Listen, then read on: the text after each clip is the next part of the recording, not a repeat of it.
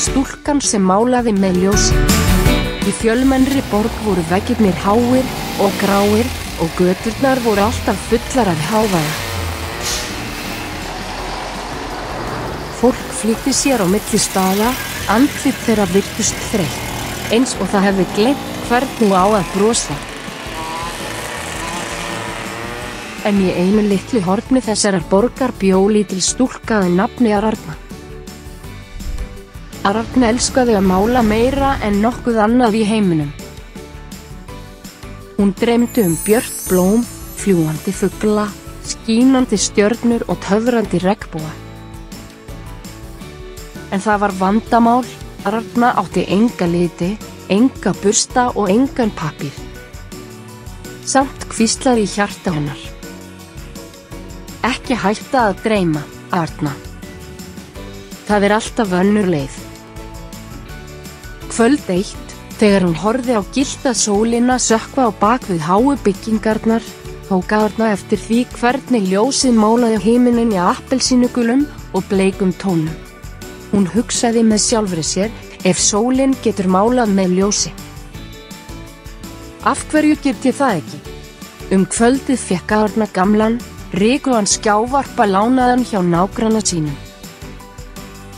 Hún tengdi hana við litlu tölvuna sína og byrjaði að teikna myndir með glóandi línum. Þegar hún kveikti og skjávarpanum sprungu allt í einu lífi í veggi götunar hennar. Blóm blómstruðu á sprungnu sementi. Fiðrildi flögruðu yfir háar byggingar.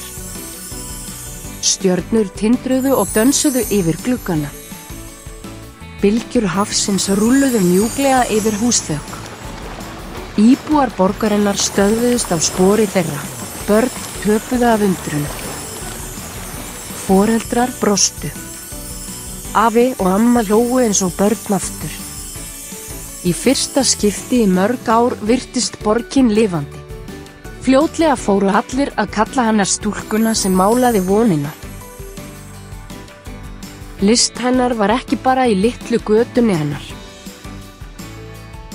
Fréttir bárust víða. Fljótlega lýstu glóandi listaverk hennar upp byggingar í París, New York, London og Tókíó. Hvar sem ljós hennar snerti urðu hjörtu líka léttari. Einn daginn spurði blaðamaður hana. Ararna, hvernig byrjaði þetta allt? Hvað gaf þér svona stóra hugmynd? Ararna brosti blítt og svaraði. Mig dreymdi aldrei veggi. Mig dreymdi sjóndeilda hringinn. Og frá þeim degi munaði fólk alls staðar eftir sögu hennar hvenar sem þeim fannst það vera fast. Þeir minntu sig á, stundum, til að ná einhverju stóru, verður þú að búa til eitthvað sem heimurinn hefur aldrei séð áður.